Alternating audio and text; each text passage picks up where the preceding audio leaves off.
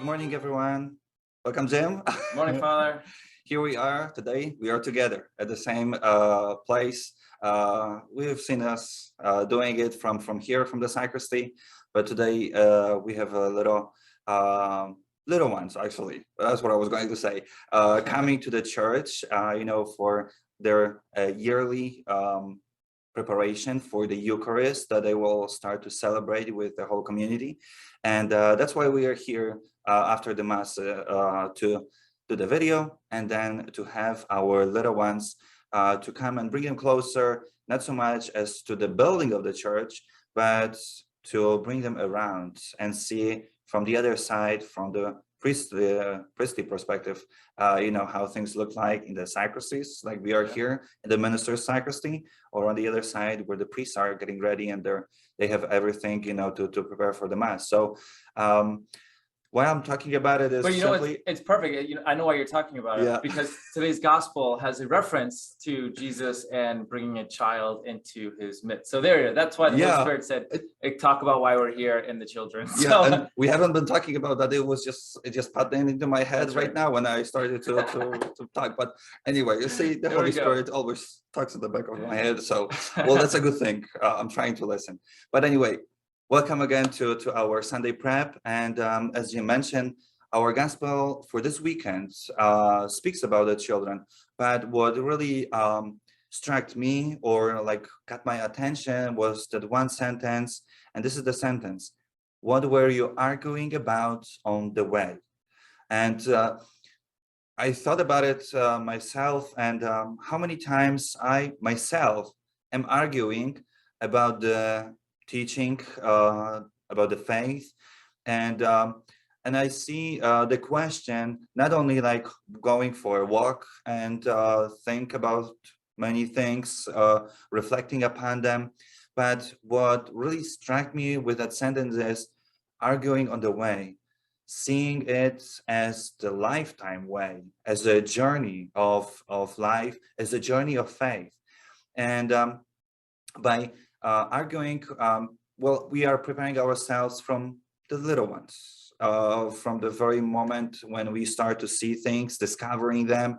We are asking questions, we are arguing, we are trying to draw from them as much as we can, but still there are always questions coming, and we are arguing which way is the best, which argument is worth even considering, and so many other things. But then Jesus is, it's Jesus who is asking this question to his disciples: what were you arguing on the way?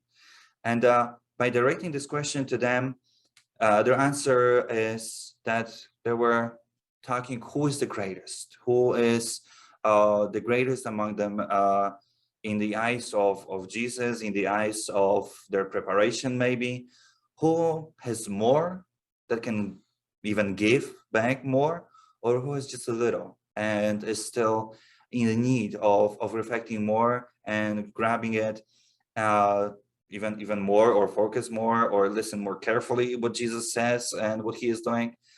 But then Jesus turns around and he really doesn't look at any of them, but he looks at the little child. And he looks at the little child because the child is really open to receive, to grab even heavier questions that we sometimes ask, in the sense that the child wants to discover everything in full. Whereas we already are starting to see things like here and there. Okay, maybe I will argue with that later on, or I would just put it on the side and not even come back maybe for another 10, 20 years. Whereas child, the little one, is asking for everything. He wants to grab everything. And that's what Jesus is reminding the disciples, that there is really no greatest and the smallest. It is the nature of the child that we need to put on in order to receive the fullness of the teaching and the argument or the event or even the grace itself. Because as we are trying to take whatever we feel is best, that's where the moment comes we push the grace, or we just grab it a little bit because we want it. Whereas Jesus wants to give us the fullness of it. And he is asking us not to discover who has more knowledge, more experience, more life of people that he or she knows. It's the fullness in all, in any of that, so that in full we can give. All right. So that's my really reflection for this Sunday gospel for myself too, because I got the theological knowledge from the school, from the seminary, more and more experience daily. But then how do I see all that? Am I enough to give everything, or this is just a piece that I have received and I need to grow in all that? So it's a beautiful, beautiful reflection of life itself and our openness to the grace of God, to his wisdom, to his knowledge given to us. Let us be like children and ask questions. Because as I said this week in the 3rd grade, there is no stupid question. Never. There is no stupid question. There can be stupid answer, but there is no stupid question. And they asked so many of them, and even I was surprised by the questions they asked in the 3rd grade. And I love that, and I'm gonna go to school even more often. I know the teacher is sitting next to me, so he is like, oh boy. But that's the beauty Well, speaking of of teaching. stupid questions. Well, it's interesting. I think that there's something worth kind of talking about, because you talked a lot about arguing, right? So the apostles are arguing, they're traveling, and I like the kind of reflection where you take the image of them journeying, where in the practical, the apostles and Jesus are traveling from town to town, or journeying from town to town. We kind of see it as like in a spiritual reflection as our journeying throughout our entire life. I would kind of say that maybe there's an important distinction for us to make when it comes to understanding of what it means to argue. Because I think the general cultural understanding of to argue means to be combative and to fight, right? We kind of think of arguing as like somehow to be like in a conflict with another person, right? If Father Matt and I were arguing about something, it means that we somehow resent each other, hate each other, or fighting with each other, are angry at each other, or something to that effect. And there's some fairness in that understanding. But the way that I think Jesus is maybe calling us to consider, and Father, what you were kind of talking about, is arguing as a pursuit to know what is true, right? Arguing as a way to get to what is real, what is actually happening, right? So almost maybe thinking of it in terms of, not always and exactly, but when we hear about like lawyers in a trial in court arguing their case, they're not fighting like anger, but they're trying to make their case to say, no, I think this is the evidence and where it leads to, and that's what argument is. But the point of argumentation isn't just for the sake of argumentation. So even in a healthy way, arguing is to get to truth. Arguing is to get to what is real, to get to what is the truth of the matter, right? And so when Jesus kind of poses this question, what are you arguing about? Jesus is the one who is truth itself. God is truth, who then settles the argument,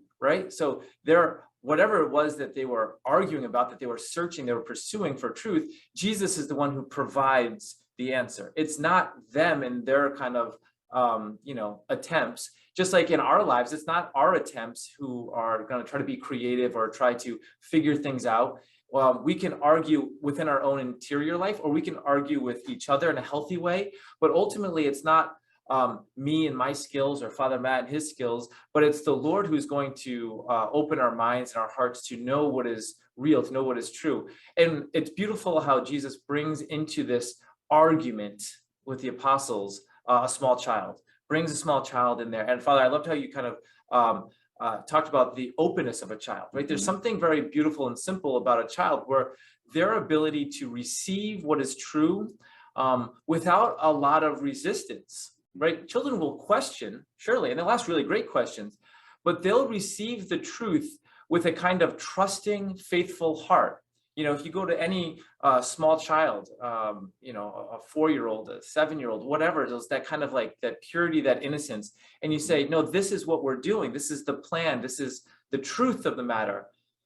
They might say, I don't understand or why, but then they'll say, sure, I'll do it, right? And I think there's something for us to consider in our spiritual journeys over the course of our life, as you mentioned, Father, of where we're searching for truth, where we're kind of arguing in ourselves, or maybe arguing with people around us in our pursuit, and say, Lord, reveal to me what is true, and then give me the grace to be like a child and receive it and live it, because that's when the great fruits of the Holy Spirit and the great fruits of the Christian life come out, when we're able to get to the truth and then live in that truth in a very beautiful way. So so great things to kind of consider maybe this Sunday, and reflecting on what it means to pursue what is good and what is true and what is beautiful. So Yeah, that's see, everything comes into one bubble.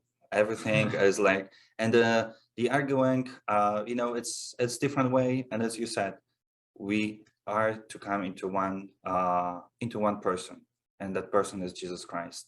And that's what I wish to you, and that's what I wish to Jim, and that's what I wish to myself, that that pursuit will always look for Jesus to give us the answer.